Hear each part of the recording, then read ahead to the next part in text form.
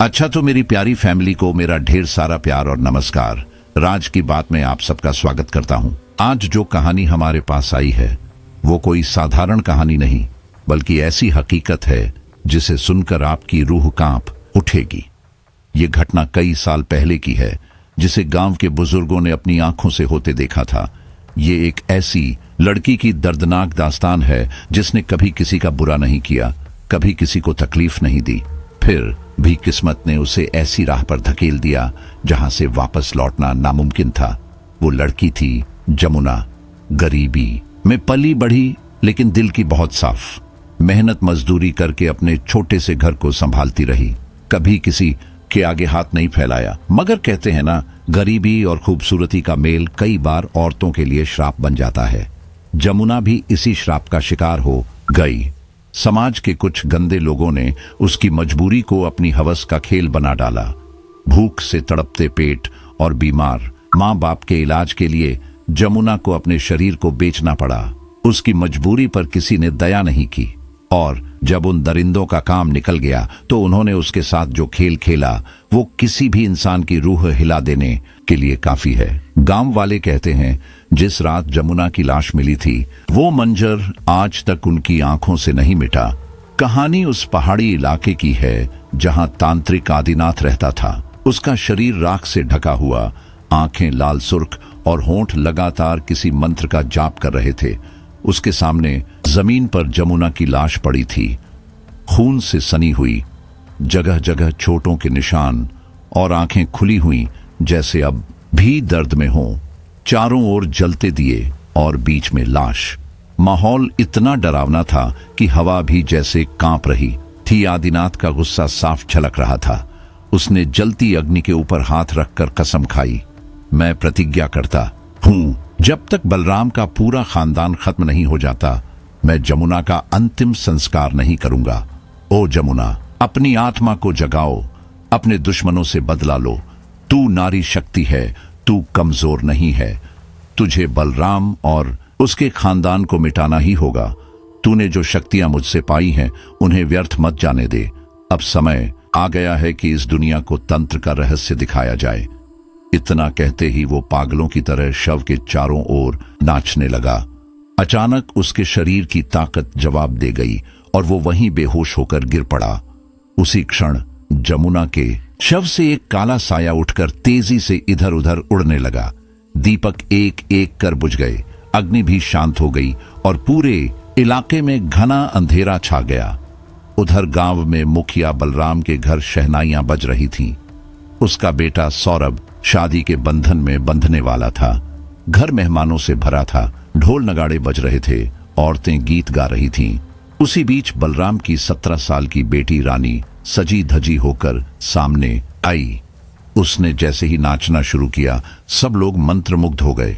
कोई कह रहा था, अरे इसने तो कहीं से सीखा भी नहीं, और देखो कैसे थिरक रही है। रानी नाचती रही, पहले आधा घंटा, फिर 1 घंटा, फिर 2 घंटे, बिना थके बिना रुके। लोग दंग रह गए, मगर दादी कमला को यह सब अच्छा नहीं लगा। उन्होंने अपनी बहू सुशीला को बुलाकर धीरे से कहा, सुशीला, रानी को रोक, लोग नजर लगा देंगे। इतनी देर तक कोई लड़की यूं नाचती है, ज्यादा नाचेगी तो लोग इसे नाचनिया कहेंगे। सुशीला ने हामी भरी और रानी के पास जाकर उसका हाथ पकड़ लिया। बस बेटी, बहुत हो गया, अब चल, घर के और काम भी हैं। लेकिन रानी ने उसे गुस्से से घूरा। उसकी आंखें सिकुड़ गईं, होंठ कांपने लगे, और फिर उसने अपनी मां को इतनी जोर से धक्का दिया कि सुशीला का सिर दीवार से जा टकराया। सिर से खून बहने लगा और वो वहीं गिर पड़ी। पूरे घर में अफरा तफरी मच गई। लोग सुशीला को उठाने दौड़े, पर रानी अब भी पागलों की तरह नाचती जा रही थी। आखिरकार गांव की एक बूढ़ी औरत ने रानी को जोर से डांटा। तभी रानी का शरीर ढीला पड़ गया और वो भी वहीं गिरकर बेहोश हो गई। शादी का माहौल पल भर में मातम में बदल गया। सौरभ डॉक्टर को लेकर आया और माँ बेटी दोनों का वहीं इलाज किया गया। उस रात पूरे गांव में फुसफुसाहटें गूंजती रहीं। कोई कह रहा था, ये सब किसी बुरी आत्मा का असर है। कोई बोला, जमुना की आत्मा बदला ले रही है। और आखिर में एक बूढ़ी औरत ने दादी कमला से कहा, कमला, तेरे घर की खुशियों को किसी की नजर लग चुकी है, इसीलिए कल महाशिव का जाप करवा ले। कमला ने धीमे स्वर में कहा। उसकी झुर्रियों से भरा चेहरा चिंता से तन गया था। लेकिन मां, सुशीला ने कहा, अभी तो शादी की इतनी तैयारियां बाकी हैं, परसों ही बारात लेकर जानी है, समय कहां मिलेगा? बूढ़ी औरत ने तुनक कर उत्तर दिया, अरे जाप में कौन सा दिन रात लग जाता है, नई बहू घर आएगी, उसका कदम शुभ रहे, उस पर कोई अनहोनी ना आए, इसके लिए ही तो ये जाप जरूरी है। कमला के शब्द उसके दिल में अटक गए। आखिरकार उसने पंडित को बुलवाकर अगले ही दिन महाशिव जाप करवाया। लेकिन मन में एक हल्की सी आशंका अब भी बैठी रही। एक दिन बाद जब सौरभ की दुल्हन दीक्षा घर आई तो मानो घर का माहौल ही बदल गया। हर कोई नई बहू की हंसी खुशी में मग्न हो गया। चिंता पीछे छूट गई थी। रस्में पूरी होते ही दीक्षा को उसके कमरे में भेजा गया, जहां वह सौरभ का इंतजार कर रही थी। कमरे में हल्की सी रोशनी थी। दीक्षा ने आंखों से हर कोने को टटोला। दीवार पर टंगी पुरानी तस्वीरें, लकड़ी का अलमारी और खिड़की के पास रखी पुरानी पर्दे की सलवटें सबको गौर से देखा। लेकिन अचानक उसका दिल तेज धड़कने लगा। उसे एहसास हुआ जैसे कोई बाहर से कमरे में झांक रहा हो। धीमी जलती लालटेन को वह उठाकर खिड़की पर ले गई और बाहर देखा। अंधेरा घना था, सिर्फ तालाब की सतह पर हल्की चमक दिखाई देती थी, लेकिन वहां कोई इंसान नहीं दिखा। वह खिड़की खोलकर गर्दन बाहर निकालकर इधर उधर देखने लगी। उसी पल खिड़की के नीचे से खून में सने दो हाथ अचानक उसके गाल पकड़कर जोर से खींचने लगे। उसके मुंह से आवाज निकली भी तो गले में ही अटक गई। वह चीखना चाहती थी मगर आवाज नहीं निकल रही थी। उसके हाथ से लालटेन छूटकर नीचे गिरी और जोर की आवाज के साथ फूट गई। कांच टूटने की आवाज सुनकर सुशीला और 2-3 औरतें दौड़कर कमरे तक पहुंची। उन्होंने दरवाजा खटखटाया। दीक्षा बेटा, क्या हुआ? दरवाजा खोलो। लेकिन अंदर से कोई जवाब नहीं आया। दरवाजा बंद था। सुशीला घबरा गई। उसने सौरभ को बुलाया। सौरभ ने धक्का मारकर जैसे तैसे दरवाजा खोला। अंदर का दृश्य देखकर सबके कदम थम गए। दीक्षा फर्श पर बेहोश पड़ी थी। खिड़की खुली हुई थी और तेज हवा पर्दों को फड़फड़ा रही थी। सौरभ ने झटपट खिड़की बंद की और दीक्षा को उठाकर बिस्तर पर लिटाया। सब मिलकर पानी के छींटे दिए। धीरे धीरे उसकी आंखें खुली। कमला चिंतित होकर बोली, बेटा ये क्या हुआ? तुम अचानक बेहोश कैसे हो गई और खिड़की के पास क्यों गई थी? दीक्षा होंठ खोलने ही वाली थी कि सुशीला ने जल्दी से टोका, बेटा रात बेरात बाहर मत झांका करो, पीछे तालाब है, नई नवेली दुल्हन हो, हल्दी मेहंदी लगी है, तुम्हारे शरीर से इतनी खुशबू निकल रही है, ऐसी हालत में नकारात्मक शक्तियां तुम्हें आकर्षित करती हैं। हमारी परंपरा है, नई दुल्हन अकेले आसमान के नीचे नहीं जाती। कमला ने गंभीर स्वर में कहा, सुशीला एक काम करो, ये चाकू इसके तकिए के नीचे रख दो, इससे बुरी ताकत पास नहीं आएगी। सुशीला ने वैसा ही किया। धीरे धीरे सब लोग कमरे से निकल गए। अब सिर्फ सौरभ और दीक्षा रह गए थे। दीक्षा चुपचाप लेटी थी, छत की तरफ देखते हुए। उसकी आंखों में एक अजीब सी शून्यता थी। सौरभ ने सोचा शायद तबीयत खराब है। वह पास बैठ गया और धीरे से बोला, दीक्षा अब कैसा लग रहा है तुम्हें? कोई जवाब नहीं। सौरभ को खटका लगा। उसने करवट लेकर उसकी ओर देखा। दीक्षा सुन रही हो? मैं तुमसे पूछ रहा हूं, तुम ठीक तो हो ना? धीरे धीरे दीक्षा ने गर्दन उसकी ओर मोड़ी, लेकिन जिस तरह उसने सौरभ को घूरा, उसकी आंखें बड़ी बड़ी, बिल्कुल ठंडी और अनजानी। सौरभ के भीतर डर की लहर दौड़ गई। वह आंखें दीक्षा की नहीं लग रही थीं, उनमें किसी और की परछाई थी। दीक्षा बिना पलक झपकाए लगातार उसे घूरती रही। सौरभ का गला सूख गया। उसने घबराकर पानी पिया और वापस बिस्तर पर आकर करवट बदल ली। उस रात उसने दोबारा कुछ नहीं कहा। सुबह जब सौरभ की आंख खुली तो उसने देखा दीक्षा खिड़की के पास खड़ी बाहर झांक रही थी। उसके भीतर गुस्सा उमड़ पड़ा। दीक्षा, उसने झुंझलाकर कहा और उसका हाथ पकड़ लिया। माँ और दादी ने मना किया था ना, फिर क्यों बार बार खिड़की की तरफ जाती हो? दीक्षा अचानक जैसे किसी गहरी नींद से टूटी हो, हड़बड़ाकर उसकी ओर देखी। माफ कीजिए, मुझे ध्यान ही नहीं रहा, उसने धीरे से कहा। सौरभ ने लंबी सांस ली। ठीक है, अब जल्दी तैयार हो जाओ, वरना लोग कहेंगे बहू अभी तक उठी नहीं। दीक्षा तैयार हो गई। सौरभ भी दोस्तों से मिलने चला गया। उसके दोस्तों ने मजाक किया, कहो सौरभ, कैसी रही सुहागरात? लेकिन सौरभ के चेहरे पर हल्की चिंता झलक रही थी। उसने हंसी में टाल दिया। वह अपने अनुभव किसी को बताना नहीं चाहता था। अगले दिन घर में पूजा रखी गई थी। शाम को जब दीक्षा तैयार होकर बाहर आई तो सबकी आंखें ठिठक गईं। उसने काली साड़ी पहनी थी, उसके खुले बाल हवा में लहरा रहे थे और उसके चेहरे पर एक अजीब सी उदासी, एक गहराई थी जिसे कोई समझ नहीं पाया। क्या हुआ? कैसा अनर्थ हो गया? बलराम ने हड़बड़ी में पूछा। नौकर हांफता हुआ बोला, मालिक, छोटे मालिक, तालाब के पास पीछे। बलराम का माथा ठनका, आवाज फट पड़ी। क्या क्या हुआ मेरे बेटे को? नौकर ने घबराते हुए कहा, साहब, वो पड़े हैं, मरे पड़े हैं, मुंह पूरा खून से भीगा है, जल्दी चलिए। बलराम दौड़ते हुए बाहर निकला। पूरा परिवार तालाब के पास जमा हो गया। वहां का दृश्य देखकर सबके पैरों तले जमीन खिसक गई। सौरभ जमीन पर निष्प्राण पड़ा था, उसका चेहरा खून से लथपथ। बलराम पागलों की तरह चीख रहा था, नहीं, ये झूठ है, मेरा बेटा नहीं। उसकी मां रो रो कर बेहाल हो गई थी। किसी को समझ नहीं आ रहा था कि आखिर सौरभ का यह हाल किसने किया। गांव के किसी आदमी ने पुलिस को खबर दी और थोड़ी देर में ही पुलिस पहुंच गई। शव को उठा ले जाया गया। इसी बीच सबकी नजरें दीक्षा पर गईं। सुशीला उसके कमरे का दरवाजा पीटती हुई बोली, दीक्षा, दरवाजा खोलो। नींद से बोझिल आंखों के साथ दीक्षा ने दरवाजा खोला। सुशीला की आंखों में आंसू देखकर वह चौंकी। अरे मां, क्या हुआ? रो क्यों रही हो? सुशीला की आवाज कांप रही थी। मेरा बेटा चला गया। दीक्षा चौंक कर बोली, कहां चले गए? वो कहां है? तभी दादी कमला ने गुस्से में धक्का देकर कहा, कल मोही कुलचनी, मेरे बेटे को खा गई तू। गांव के कुछ लोग बीच में आकर कमला को संभालते हुए बोले, अम्मा, बहू ने क्या किया है? उसे क्यों दोष दे रही हो? इसी बीच गांव की एक औरत ने दीक्षा से पूछा, बेटा, तुम्हारा पति कहां था कल रात? तुम्हें कुछ पता है? दीक्षा हैरान रह गई। वो तो मेरे पास ही लेटे थे, अब कहां हैं? क्या हुआ?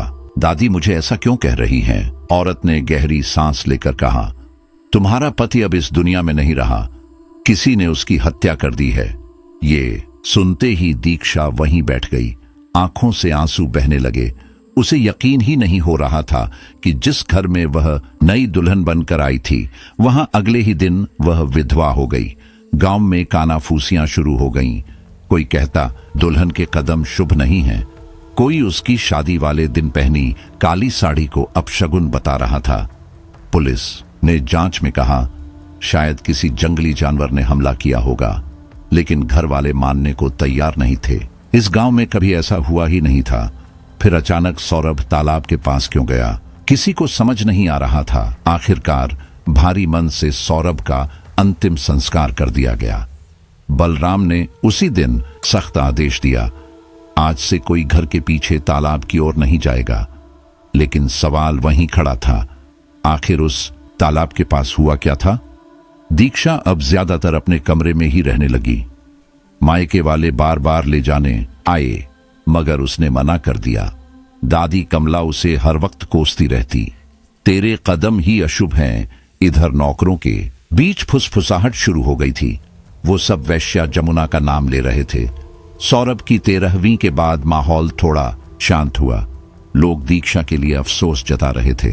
13वीं के तीसरे दिन शाम को घर की सभी औरतें मंदिर में गरीबों को भोजन कराने गईं। घर में सिर्फ बलराम और दीक्षा रह गए। सुशीला ने जाते वक्त दीक्षा से कहा था, बेटा, तू भी चल चल, मन को थोड़ा चैन मिलेगा। लेकिन दीक्षा ने ठंडे स्वर में कहा, नहीं मां, मैं नहीं जाऊंगी। दरवाजे के बंद होने की आवाज सुनते ही दीक्षा धीरे से उठी और सीधे अपने ससुर बलराम के कमरे की ओर गई। उसने दरवाजा खटखटाया। बलराम ने खोला तो चौंक गया। अरे बहू, तू मां के साथ नहीं गई? नहीं, दीक्षा ने बस इतना कहा और बिना कुछ पूछे कमरे में चली गई। बलराम के मन में खटक हुई। गांव की औरतें कभी इस तरह जेठ या ससुर के सामने बिना घूंघट आए नहीं जाती, मगर दीक्षा न घूंघट में थी न सिर झुकाए। सीधे जाकर बिस्तर पर बैठ गई। क्या हुआ बेटा, कोई परेशानी है? बलराम ने झिझकते हुए पूछा। दीक्षा ने अजीब सी धीमी आवाज में कहा, दरवाजे पर क्यों खड़े हो बलराम? पास आओ, मेरे पास बैठो। उसकी आवाज में कुछ ऐसा था जो सामान्य नहीं था। बलराम सिहर उठा। क्या हुआ तुम्हें? उसने धीमे से कहा और पीछे हटने लगा। तभी दरवाजा अपने आप जोर से बंद हो गया। धड़ाम! बलराम हक्का बक्का रह गया। दीक्षा का चेहरा धीरे धीरे भूतिया सफेदी लिए जा रहा था। उसने अपने पैर बिस्तर पर रखे और धीरे धीरे साड़ी ऊपर खींचने लगी। बहू, ये क्या कर रही हो? बलराम चीख पड़ा। मैं तुम्हारे बाप के समान हूं, होश में आओ। दीक्षा की हंसी कमरे में गूंज उठी। वो हंसी उसकी नहीं लग रही थी, कर्कश, भयावह। उसने आंखें तरेरी और बोली, जमुना भी तेरी बेटी जैसी थी, तूने उसके साथ क्या किया था बलराम? जमुना का नाम सुनते ही बलराम के माथे पर ठंडी पसीने की बूंदें चमक उठी। उसका गला सूखने लगा और होंठ कांप गए। उसने हकलाते हुए कहा, तुम जमुना को कैसे जानती हो? इतना कहते ही कमरे का सारा सामान अचानक चरमराने और हिलने लगा। अलमारी के दरवाजे खुद ब खुद खुलने लगे। पर्दे बेतरतीबी से लहराने लगे, जैसे कमरे में कोई तूफान उठाया हो। दीक्षा धीरे धीरे खड़ी हुई। उसके चेहरे पर गुस्से की ऐसी परछाई थी जो बलराम ने पहले कभी नहीं देखी थी। उसकी आवाज भारी और ठंडी थी। मैं ही जमुना हूं और अब मैं तेरे पूरे खानदान को खत्म कर दूंगी। बलराम की सांसें तेज हो गईं। उसकी आंखें डर से फटी जा रही थीं। वह चीख पड़ा, नहीं, ये सच नहीं हो सकता। मैंने जमुना को अपने हाथों से मारा था। वह कभी लौट नहीं सकती। दीक्षा जोर से हंसने लगी। वह हंसी इंसानी नहीं थी, बल्कि ऐसी थी जैसे कोई सूखी हड्डियों को आपस में रगड़ रहा हो। उस खौफनाक ठहाके ने बलराम के सीने पर बोझ डाल दिया। उसके मन में डर की एक गहरी परत उतर गई। क्या सच में जमुना की आत्मा लौट आई है? क्या वह बदला लेने आई है? बलराम ने लड़खड़ाते हुए दरवाजा खोलने की कोशिश की। उसने पूरी ताकत लगाई, लेकिन दरवाजा टस से मस नहीं हुआ। दीक्षा अब भी उसी तरह हंस रही थी। तभी एक अदृश्य हवा का झोंका बलराम को पकड़कर बिस्तर पर पटक देता है। कमरे की हर चीज हवा में तैरने लगी। कुर्सियां, किताबें, बर्तन और सब कुछ बलराम पर बरसने लगा। वह दोनों हाथों से अपना चेहरा ढक कर बचने की कोशिश करता रहा, लेकिन हर बार उसके शरीर को और तोड़ता गया। तभी कोने में रखा भारी लोहे का संदूक अचानक हवा में उठा और धड़ाम से बलराम के सीने पर आ गिरा। उसकी पसलियां चटकने की आवाज गूंजी और उसके मुंह से दबा दबा सा कराह निकल कर रह गई। अगले ही पल उसकी सांस थम गई। दरवाजे के बाहर नौकर संदेश खड़ा था। उसने भीतर से आती चीख और धमाके सुने थे। जब वह कमरे में दाखिल हुआ तो दूर से ही दीक्षा का चेहरा उसे दिखा। उसकी आंखों में खून उतर आया था और चेहरे पर ऐसी विकृतियां थीं कि वह दीक्षा नहीं, किसी और दुनिया का प्राणी लग रही थी। संदेश धीरे धीरे आगे बढ़ा, लेकिन जब उसने बलराम की लाश को देखा, उसका सीना छपटा और आंखें खुली रह गई थीं, तो उसका कलेजा कांप उठा। वह दीक्षा के चेहरे को घूरने लगा। उसकी आंखें अजीब तरह से गोल गोल घूम रही थीं, जैसे पुतलियां जगह पर टिक ही नहीं रही हों। दीक्षा की नजर अचानक संदेश पर पड़ी। उसकी आंखों में ऐसी भूख थी कि संदेश का खून जम गया। वह घबराकर पलटा और भाग खड़ा हुआ। उसके पैर कांप रहे थे, जैसे कभी भी जवाब दे देंगे। किसी तरह घर पहुंचते ही उसने दरवाजा बंद कर लिया। उसका सीना धौंकनी की तरह चल रहा था। उसकी पत्नी हरिणी ने हैरानी से दरवाजा पीटना शुरू किया। अरे ये क्या, अंदर क्यों बंद हो गए? और तुम तो मालिक के घर गए थे। इतनी जल्दी लौट आए? पैसों का हिसाब हुआ या नहीं? संदेश भीतर से चिल्लाया। बस तुम चुपचाप बैठी रहो, पैसे गए भाड़ में, मेरा दिमाग खराब मत करो। हरिणी सहम गई। उसने ऐसा कभी नहीं सुना था कि उसका पति इस तरह चिल्लाए। उधर संदेश बुरी तरह कांप रहा था। जहां भी उसकी नजर जाती उसे जमुना का चेहरा दिखाई देने लगता। उसने आंखें बंद कर ली और बुदबुदाने लगा, हे भगवान बचा लो, मुझे बचा लो। तभी दरवाजे पर दस्तक हुई। हरिणी ने दरवाजा खोला तो सामने मुखिया की बहू दीक्षा खड़ी थी। हरिणी सकपका गई, लेकिन मुस्कुराने की कोशिश करते हुए बोली, अरे मालकिन, आप आइए, अंदर आइए। दीक्षा शांत चेहरा लिए अंदर आ गई। उसके कदम नपे तुले थे, लेकिन उसमें कुछ ऐसा था जो हरिणी को असहज कर रहा था। उसने जल्दी से चारपाई पर बिस्तर बिछाया और कहा, बैठ जाइए मालकिन, मैं अभी पानी लेकर आती हूं। दीक्षा चुपचाप बैठ गई, लेकिन उसका बैठने का अंदाज, साड़ी संभालने का तरीका, सब कुछ बिल्कुल जमुना जैसा था। हरिणी के मन में सवाल उठे, ये नई दुल्हन है और ऐसे बिना पल्लू के घूम रही है, और ये चाल, ये तो बिल्कुल जमुना जैसी है। वह सोच में डूबी हुई रसोई में पानी लेने चली गई। तभी दीक्षा उठकर संदेश के कमरे की ओर बढ़ गई। कोने में सिमटा संदेश जब दीक्षा को भीतर आते देखता है तो उसकी आंखों में डर और पसीना दोनों एक साथ छलक उठते हैं। दीक्षा के चेहरे पर एक खतरनाक मुस्कान फैल जाती है।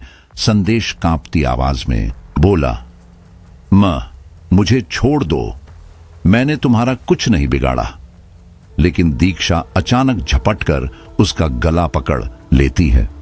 संदेश छटपटाता रहा, लेकिन दीक्षा की पकड़ ऐसी थी जैसे लोहे की जकड़न। उसने दोनों हाथों से उसकी गर्दन मरोड़ दी।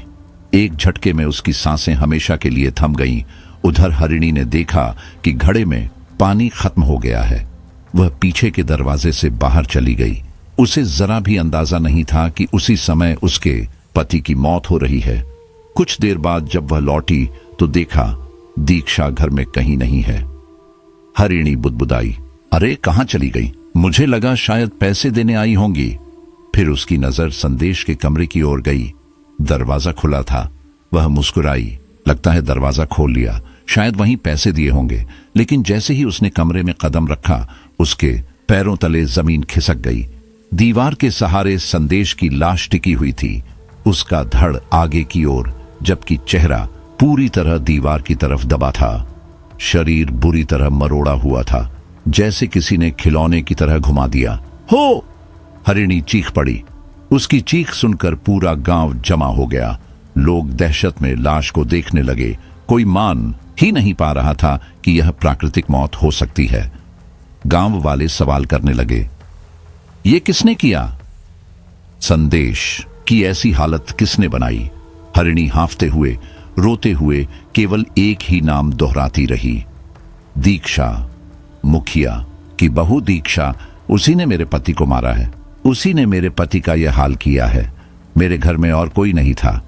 हरिणी की यह बात सुनते ही पूरे गांव में सनसनी फैल गई।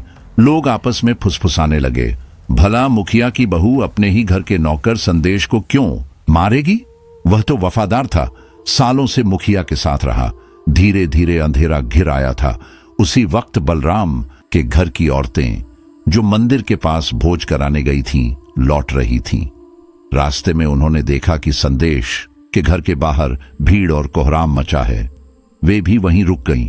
जब खबर मिली कि संदेश की इतनी बेरहमी से हत्या हुई है तो उनके चेहरे पर भी हैरानी और डर की लकीरें खिंच गईं। लेकिन दादी कमला के मन में एक अलग ही डर घर करने लगा। उनके माथे पर पसीना छलक आया। कहीं यह सब कोई बहुत बड़ी साजिश तो नहीं? उनके मन ने सवाल उठाया। अचानक उनका ध्यान अपने बेटे बलराम पर गया। अतीत की बातें उन्हें याद आ गईं। कभी भी गांव में कोई साजिश हुई थी तो वे खुद भी उसका हिस्सा रही थीं। पहले उनके पोते की रहस्यमयी मौत, अब नौकर संदेश की। कमला का दिल धड़क उठा। वह तुरंत अपनी बहू सुशीला और बाकी औरतों को लेकर भागती हुई घर लौटी।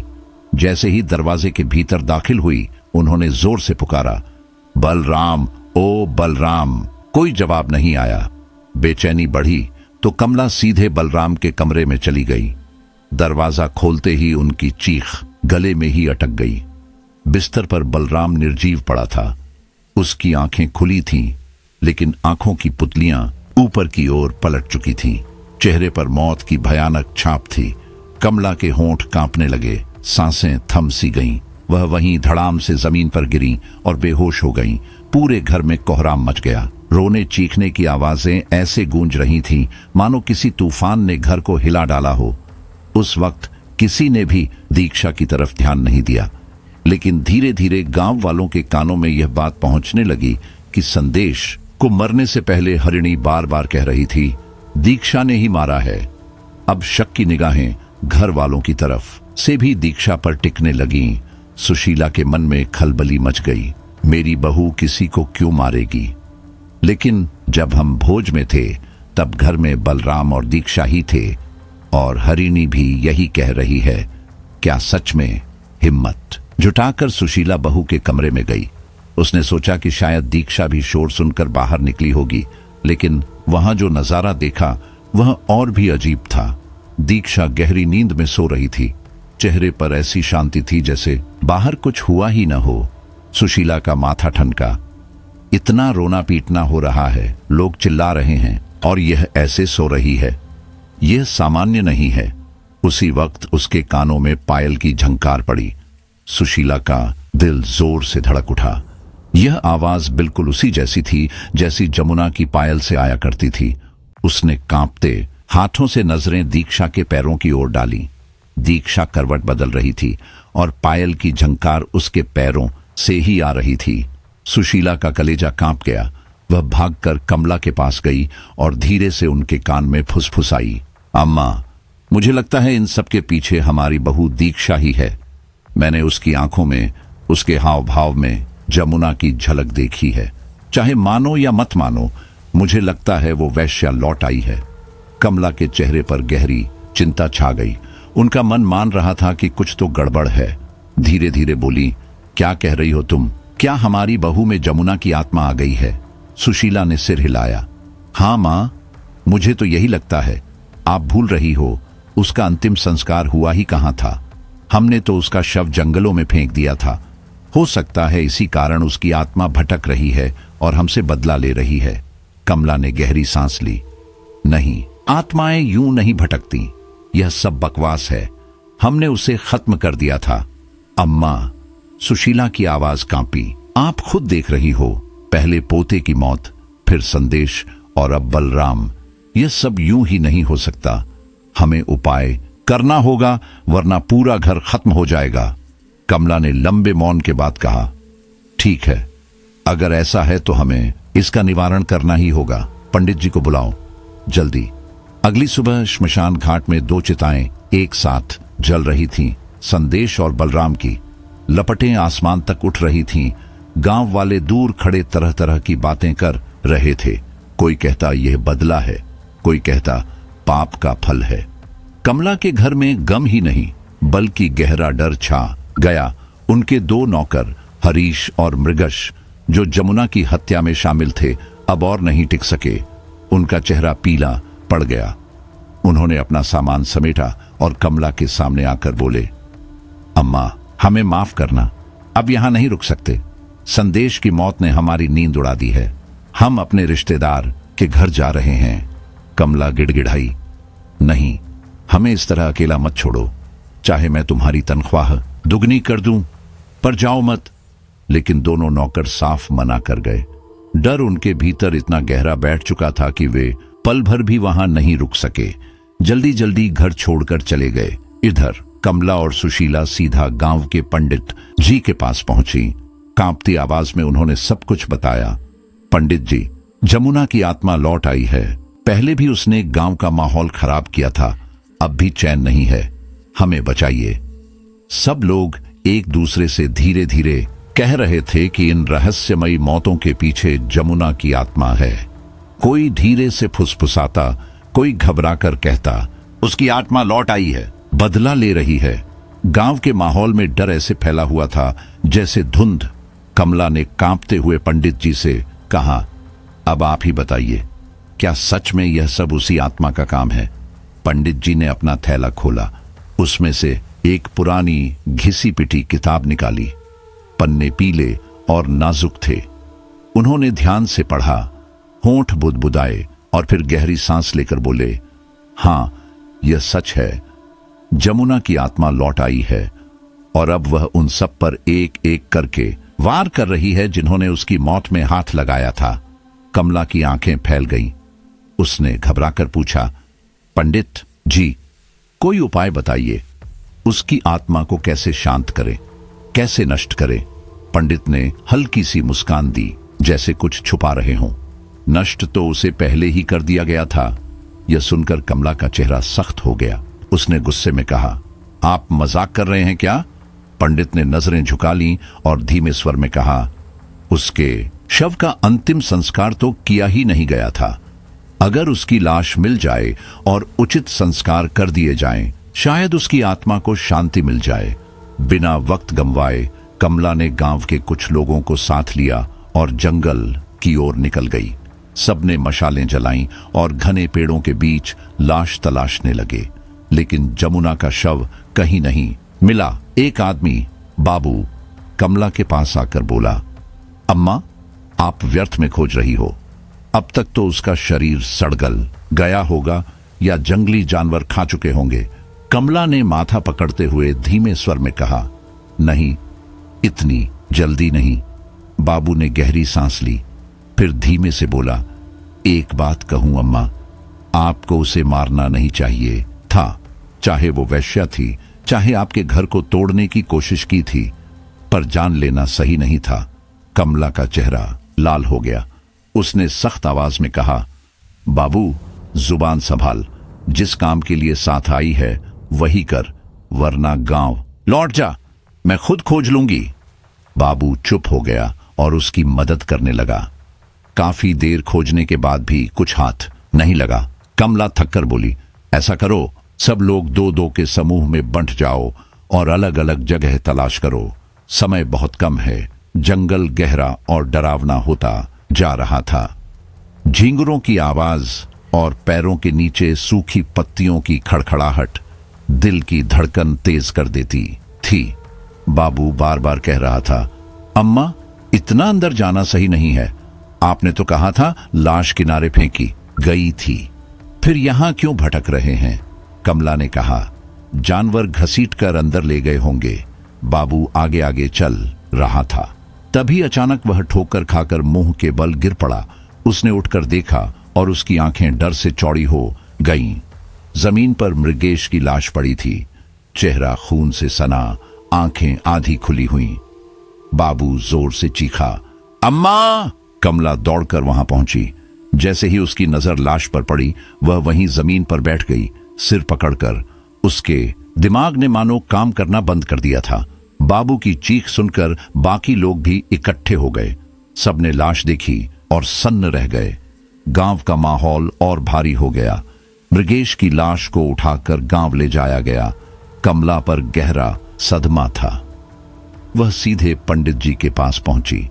घबराकर बोली, पंडित जी, जमुना की लाश तो कहीं नहीं मिल रही। समझ नहीं आता, जमीन निगल गई या आसमान खा गया। हमने तो उसे जंगल किनारे फेंका था, अब क्या करें? पंडित जी ने आंखें बंद की, कुछ देर तक चुप रहे और फिर बोले, एक उपाय और हो सकता है। तुम्हें अपनी बहू दीक्षा को यहां मंदिर लाना होगा। मैं एक यज्ञ करूंगा 11 दिन तक लगातार। अगर सच में उसके भीतर जमुना की आत्मा है तो निकल जाएगी, लेकिन यह आसान नहीं है। कमला तुरंत बोली, मुझे तो पूरा यकीन है कि आत्मा उसी में है। बस आप शुरू कीजिए। पंडित ने शांत स्वर में कहा, अम्मा, इतना जल्दी निष्कर्ष नहीं निकाल सकते। पहले मुझे आपकी बहू से मिलना होगा, उसे यहां लाओ। कमला ने बाबू को भेजा कि बहू दीक्षा और सुशीला को बुला लाए, लेकिन बाबू भागता हुआ आया और बताया, अम्मा, सुशीला तो आंगन में घायल पड़ी है और दीक्षा घर में कहीं नहीं है। कमला का चेहरा फीका पड़ गया। उसे अब लगने लगा था कि यह बदला सिर्फ उसके परिवार के पीछे है। हर सदस्य खतरे में है और अब शायद उसकी बारी भी जल्द आने वाली है। इतने में गांव का ही एक आदमी ब्रजेश हांफता हुआ आया। अम्मा जल्दी चलो, तुम्हारी बहू दीक्षा। वह हरीश को घसीटते हुए ले जा रही है, वहीं उस जगह पर जहां जमुना की हत्या हुई थी। कमला का दिल धक से रह गया। वह और बाकी गांव वाले तुरंत उस दिशा में भागे। वहां वही जगह थी, जंगल का अंधेरा कोना, जहां सालों पहले जमुना की चीखें दबा दी गई थीं। वही जगह जहां से दीक्षा अक्सर खिड़की से झांक कर टकटकी लगाए देखा करती थी। उसी ने मेरे पति का यह हाल किया है। मेरे घर में और कोई नहीं था। हरिणी की यह बात सुनते ही पूरे गांव में सनसनी फैल गई। लोग आपस में फुसफुसाने लगे, भला मुखिया की बहू अपने ही घर के नौकर संदेश को क्यों मारेगी? वह तो वफादार था, सालों से मुखिया के साथ रहा। धीरे धीरे अंधेरा घिर आया था। उसी वक्त बलराम के घर की औरतें, जो मंदिर के पास भोज कराने गई थीं, लौट रही थीं। रास्ते में उन्होंने देखा कि संदेश के घर के बाहर भीड़ और कोहराम मचा है। वे भी वहीं रुक गईं। जब खबर मिली कि संदेश की इतनी बेरहमी से हत्या हुई है, तो उनके चेहरे पर भी हैरानी और डर की लकीरें खिंच गईं। लेकिन दादी कमला के मन में एक अलग ही डर घर करने लगा। उनके माथे पर पसीना छलक आया। कहीं यह सब कोई बहुत बड़ी साजिश तो नहीं? उनके मन ने सवाल उठाया। अचानक उनका ध्यान अपने बेटे बलराम पर गया। अतीत की बातें उन्हें याद आ गईं। कभी भी गांव में कोई साजिश हुई थी तो वे खुद भी उसका हिस्सा रही थीं। पहले उनके पोते की रहस्यमयी मौत, अब नौकर संदेश की। कमला का दिल धड़क उठा। वह तुरंत अपनी बहू सुशीला और बाकी औरतों को लेकर भागती हुई घर लौटी। जैसे ही दरवाजे के भीतर दाखिल हुई, उन्होंने जोर से पुकारा, बलराम, ओ बलराम। कोई जवाब नहीं आया। बेचैनी बढ़ी तो कमला सीधे बलराम के कमरे में चली गई। दरवाजा खोलते ही उनकी चीख गले में ही अटक गई। बिस्तर पर बलराम निर्जीव पड़ा था। उसकी आंखें खुली थीं, लेकिन आंखों की पुतलियां ऊपर की ओर पलट चुकी थीं। चेहरे पर मौत की भयानक छाप थी। कमला के होंठ कांपने लगे, सांसें थम सी गईं। वह वहीं धड़ाम से जमीन पर गिरी और बेहोश हो गईं। पूरे घर में कोहराम मच गया। रोने चीखने की आवाजें ऐसे गूंज रही थीं मानो किसी तूफान ने घर को हिला डाला हो।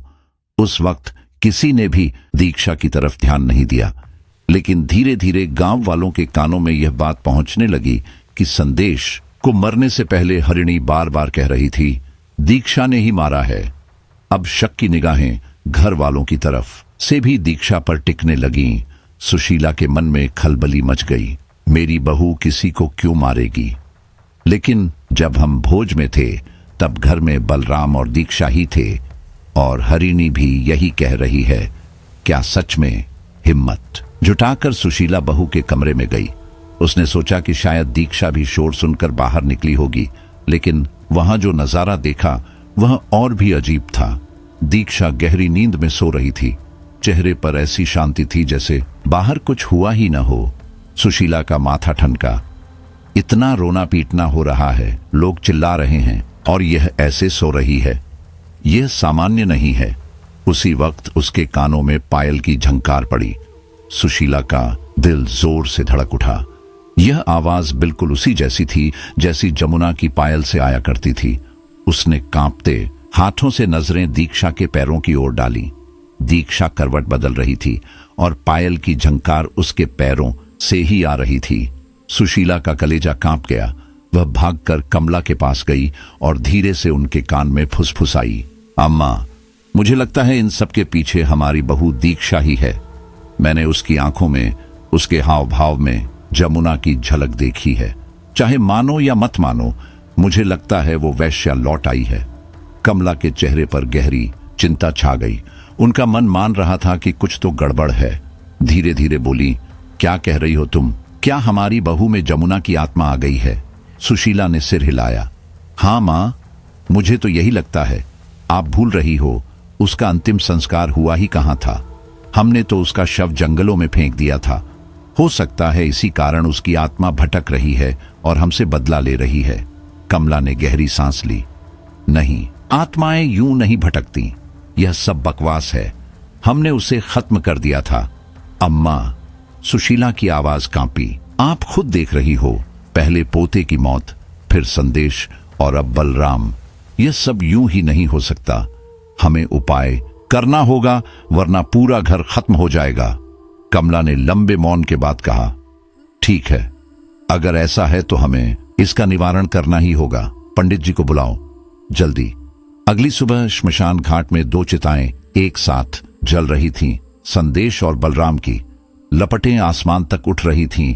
गांव वाले दूर खड़े तरह तरह की बातें कर रहे थे। कोई कहता यह बदला है, कोई कहता पाप का फल है। कमला के घर में गम ही नहीं बल्कि गहरा डर छा गया। उनके 2 नौकर हरीश और मृगश, जो जमुना की हत्या में शामिल थे, अब और नहीं टिक सके। उनका चेहरा पीला पड़ गया। उन्होंने अपना सामान समेटा और कमला के सामने आकर बोले, अम्मा, हमें माफ करना, अब यहां नहीं रुक सकते। संदेश की मौत ने हमारी नींद उड़ा दी है। हम अपने रिश्तेदार के घर जा रहे हैं। कमला गिड़गिड़ाई, नहीं, हमें इस तरह अकेला मत छोड़ो।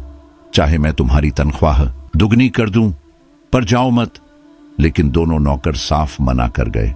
डर उनके भीतर इतना गहरा बैठ चुका था कि वे पल भर भी वहां नहीं रुक सके। जल्दी जल्दी घर छोड़कर चले गए। इधर कमला और सुशीला सीधा गांव के पंडित जी के पास पहुंची। कांपती आवाज में उन्होंने सब कुछ बताया। पंडित जी, जमुना की आत्मा लौट आई है। पहले भी उसने गांव का माहौल खराब किया था, अब भी चैन नहीं है। हमें बचाइए। सब लोग एक दूसरे से धीरे धीरे कह रहे थे कि इन रहस्यमयी मौतों के पीछे जमुना की आत्मा है। कोई धीरे से फुसफुसाता, कोई घबराकर कहता, उसकी आत्मा लौट आई है, बदला ले रही है। गांव के माहौल में डर ऐसे फैला हुआ था जैसे धुंध।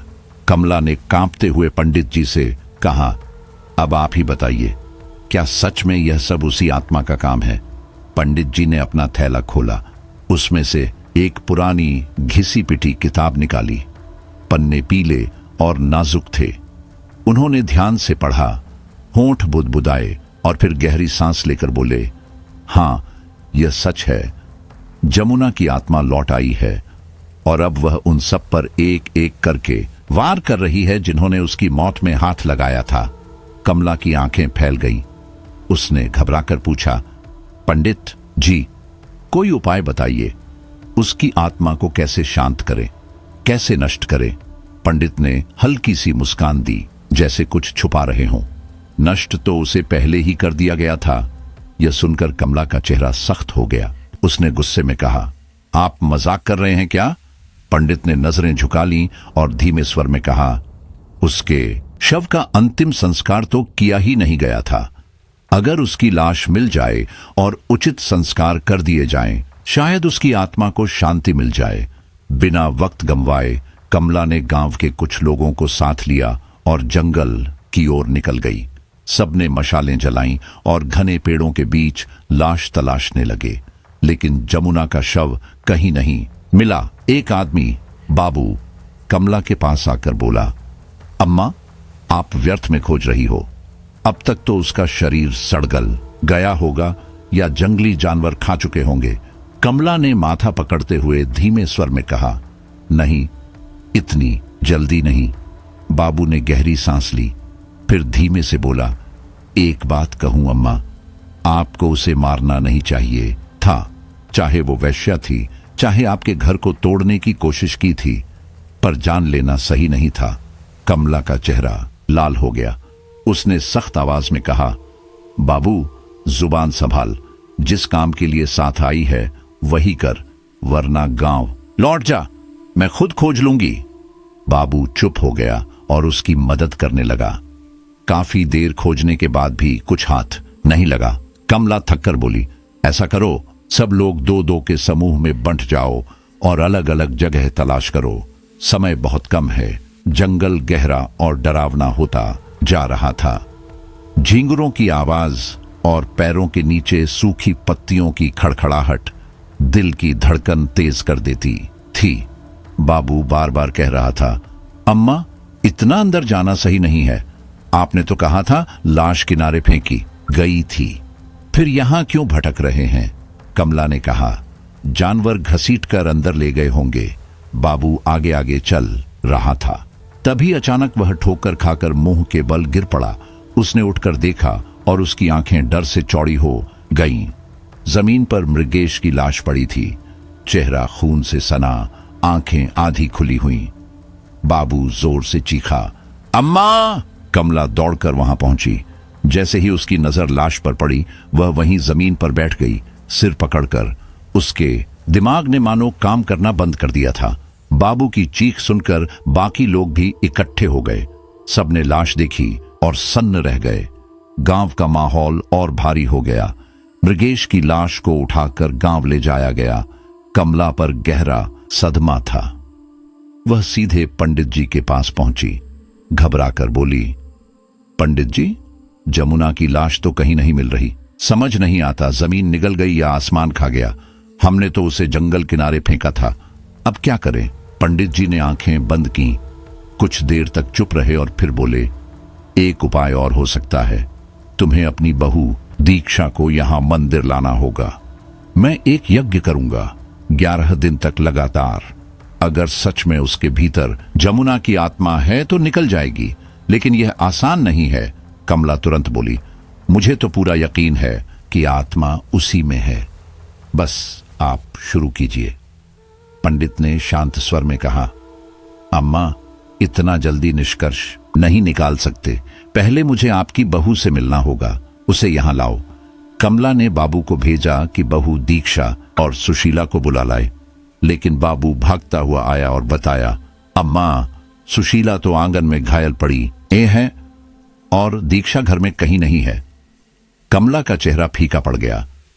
उसे अब लगने लगा था कि यह बदला सिर्फ उसके परिवार के पीछे है। हर सदस्य खतरे में है और अब शायद उसकी बारी भी जल्द आने वाली है। इतने में गांव का ही एक आदमी ब्रजेश हांफता हुआ आया। अम्मा, जल्दी चलो, तुम्हारी बहू दीक्षा वह हरीश को घसीटते हुए ले जा रही है, वहीं उस जगह पर जहां जमुना की हत्या हुई थी। कमला का दिल धक से रह गया। वह और बाकी गांव वाले तुरंत उस दिशा में भागे। वहां वही जगह थी, जंगल का अंधेरा कोना, जहां सालों पहले जमुना की चीखें दबा दी गई थीं। वही जगह जहां से दीक्षा अक्सर खिड़की से झांककर टकटकी लगाए देखा करती थी। बलराम के बेटे सौरभ का विवाह तय होने का समय आया। घर में खुशियों का माहौल होना चाहिए था, मगर हालात कुछ और ही मोड़ लेने लगे। विवाह की तैयारियों के बीच सौरभ की दादी कमला ने पंडित से उसकी कुंडली बनवाई। जब पंडित ने कुंडली पढ़कर बताया कि यह लड़का एक वैश्या से विवाह करेगा और वही उसके वंश को आगे बढ़ाएगी, तो घर का सारा माहौल बदल गया। कमला के चेहरे पर गुस्से की लकीरें खींच गईं। उसने झल्लाकर कहा, नहीं, ऐसा कभी नहीं होगा। मेरे खानदान में कोई वैश्या बहू बनकर कदम नहीं रखेगी। बलराम भी लाल पीला हो गया। उसने गुस्से में अपने बेटे को बुलाकर पूछा, सौरभ, ये सब क्या सुन रहा हूं? सच सच बता, तू जमुना के पास जाता है या नहीं? सौरभ ने झिझकते हुए नजरें झुका लीं। कुछ देर चुप रहने के बाद उसने धीमी आवाज में कहा, हां बाबा, मैं उसके पास जाता हूं, मगर मैंने कभी शादी की बात नहीं की। यह सुनकर कमला के पैरों तले जमीन खिसक गई। वह जानती थी कि पूरे गांव में सिर्फ एक ही वैश्या थी, जमुना। पहले उसके बेटे बलराम ने उसका पीछा नहीं छोड़ा था और अब पोता भी उसी राह पर निकल पड़ा। कमला को सबसे बड़ा डर यही था कि कहीं जमुना सच में उसके घर की बहू न बन जाए। उसने सौरभ को कड़े शब्दों में समझाया, अब से तू जमुना के पास नहीं जाएगा, उस औरत से दूर रह। मगर सौरभ ने उनकी बात अनसुनी कर दी। वह फिर भी चोरी छिपे जमुना के पास जाता रहा। इसी बीच मेरी मुलाकात जमुना से हुई। उस दिन मैं जंगल के एक कोने में साधना कर रहा था। अचानक वह मेरे सामने आकर खड़ी हो गई। उसकी आंखें लाल थीं, मानो कई रातों से सोई न हो। वह मेरे पैरों में गिर पड़ी और फूट फूट कर रोने लगी। आदिनाथ, मुझे बचा लीजिए। उसकी आवाज टूट रही थी। मैं इस रास्ते से थक चुकी हूं। मजबूरी में मैंने यह जीवन चुना, लेकिन अब और नहीं। मैं भी एक साफ सुथरा जीवन जीना चाहती हूं। क्या मेरे लिए कोई राह है? क्या पापी शरीर कभी भक्ति का साधन बन सकता है? उसकी पीड़ा सुनकर मेरा हृदय द्रवित हो गया। मैंने शांत स्वर में कहा, जमुना, भगवान अपने भक्तों को कभी नहीं ठुकराता। पाप कितना भी बड़ा क्यों ना हो, सच्चे मन से पछतावा करने वाला इंसान हमेशा उसके करीब होता है। वही तो उसे सबसे ज्यादा प्रिय है, जो अपनी गलतियों को समझकर लौट आते हैं। जमुना ने अपनी आंखें बंद की और लंबे समय तक चुप रही। फिर उसने गांव का अपना घर छोड़ दिया और मेरे साथ जंगल में रहने लगी। वहां उसने तपस्या शुरू कर दी। गांव वाले परेशान हो उठे। जो लोग उसके शरीर के दीवाने थे, अब उसके दर्शन को तरसने लगे। सबसे ज्यादा बेचैन सौरभ था। मैं तांत्रिक था। मेरे लिए मोह माया का कोई अर्थ नहीं होना चाहिए था, लेकिन जमुना की सादगी, उसकी भक्ति, उसका निष्कपट प्रेम, इन सब ने मुझे बांध लिया। उसने ऐसी ऐसी कठोर तपस्या की जिसे करना मेरे लिए भी कठिन था, मगर वह सहजता से कर लेती। एक दिन अचानक सौरभ कुछ आदमियों को लेकर जंगल आ पहुंचा। उसने जमुना को पकड़कर खींचना शुरू कर दिया। मैं बीच में आकर खड़ा हो गया और गरज कर बोला, रुक जा सौरभ, जमुना अब तेरी नहीं है, वह मेरी है। सौरभ का चेहरा तमतमा उठा। मेरी? ये औरत मेरी होनी चाहिए थी। जमुना ने सौरभ की पकड़ से खुद को छुड़ाकर कहा, सौरभ, अब मैं वही औरत नहीं रही। मैं आदिनाथ के साथ रहना चाहती हूं। अब कोई मुझ पर अधिकार नहीं रखता। उसकी बात सुनकर सौरभ भड़क उठा। उसने मुझसे हाथापाई की और जबरदस्ती जमुना को गांव ले गया। गांव लौटकर उसने अपने पिता बलराम से साफ कह दिया, बाबा, मैं जमुना से विवाह करूंगा, वह मेरी होगी। यह सुनते ही कमला का सबसे बड़ा डर सच साबित हो गया। वह माथा पकड़कर जमीन पर बैठ गई और रोने लगी। हे भगवान, ये क्या हो गया? अब मेरा खानदान बर्बाद हो जाएगा।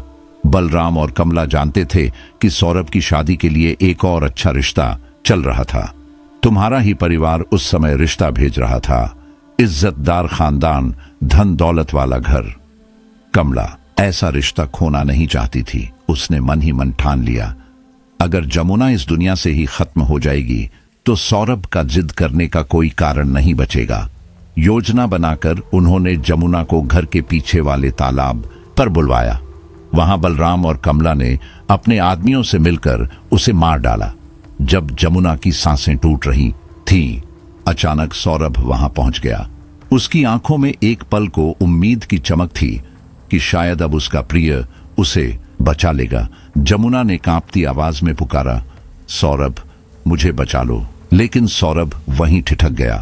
पहले उसने अपने घर वालों को रोका, मगर फिर उसके भीतर कुछ बदल गया। उसे एहसास हुआ कि जमुना अब वैश्या नहीं रही। वह उसे अपना शरीर कभी नहीं दे पाएगी। उसके मन में अचानक नफरत भर गई। उसने ठंडी आवाज में कहा, अगर तू मेरी नहीं हो सकती तो किसी और की भी नहीं होगी। और फिर उसने नजरें फेर ली। गांव वालों को पता चल गया कि जमुना की मौत हो चुकी है। कुछ लोगों ने खुशी मनाई जैसे उनकी आंखों का कांटा निकल गया हो, मगर कुछ लोग ऐसे भी थे जो जमुना के बचपन से उसे जानते थे। वे हमेशा उसकी मजबूरी को समझते थे, मगर कभी मदद नहीं कर पाए। उनकी आंखों से सिर्फ अफसोस और बेबसी झलक रही थी। शायद सब कुछ मुखिया बलराम के डर से शुरू हुआ था। जो भी जमुना की मदद करने की हिम्मत करता, बलराम उसे उलझनों में डाल देता। उन्होंने जमुना की जिंदगी खत्म कर दी थी, लेकिन मैं हार मानने वाली नहीं थी। मैं तांत्रिक हूं, एक अघोरी, और अपनी शक्तियों का इस्तेमाल करना जानती हूं। जीवन भर मैंने प्रभु की भक्ति में समय बिताया और आखिरकार मुझे ऐसा साथी मिला जो मेरे साथ भक्ति करता रहा। लेकिन समाज के कुछ लोग उसे मुझसे दूर ले गए।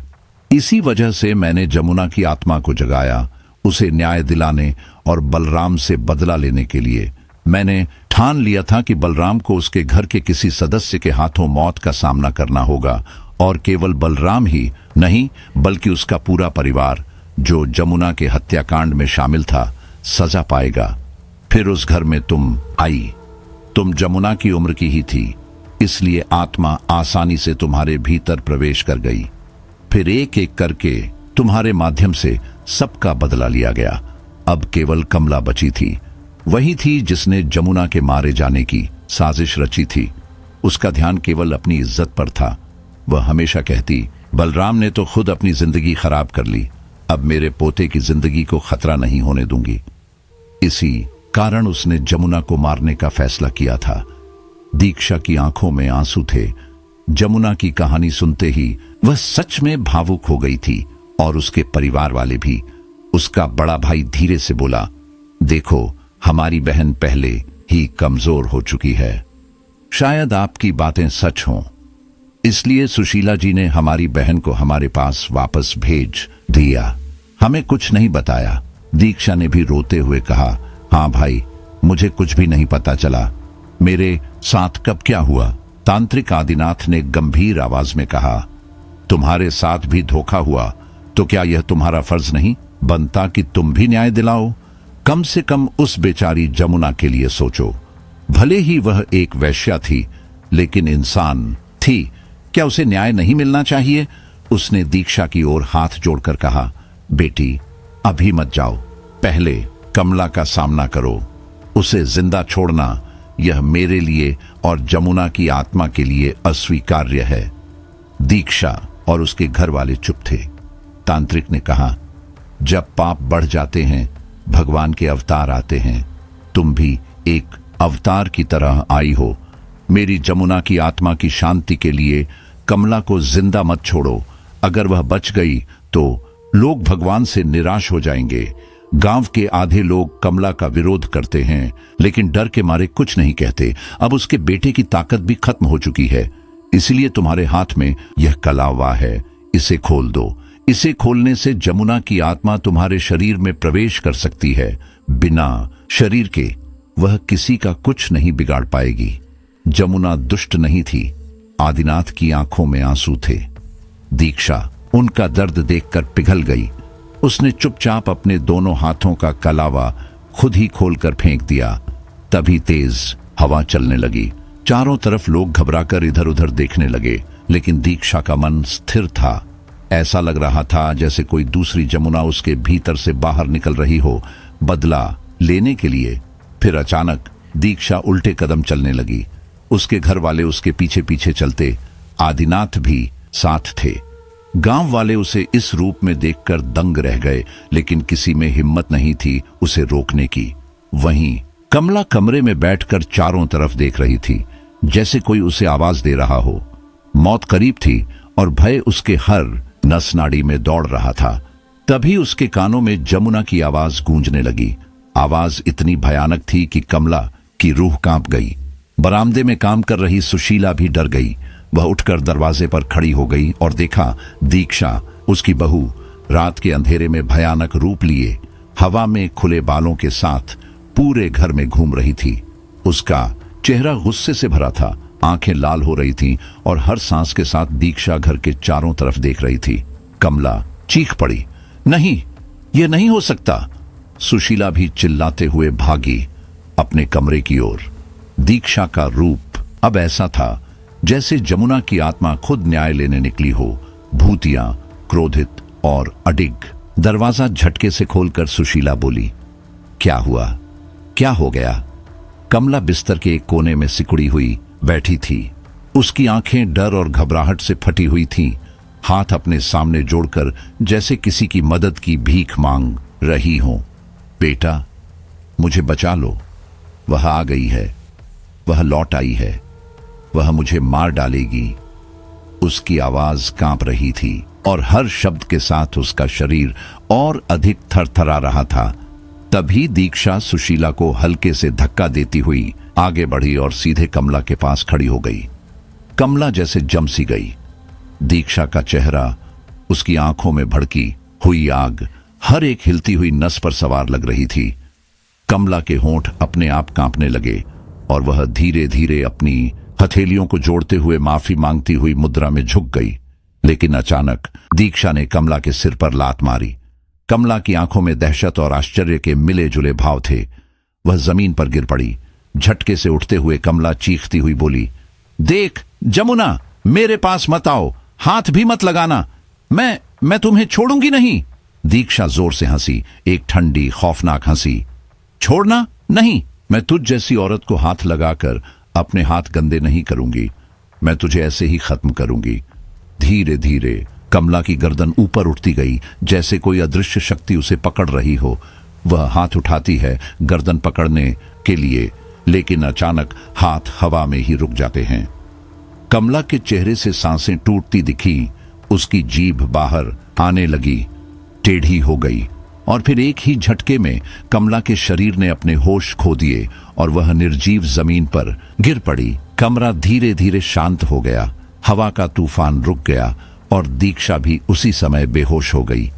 सुशीला दौड़ती हुई उसके पास आई, उसे संभाला और गुनगुनाई, दीक्षा बेटा, आंखें खोलो, सब ठीक है।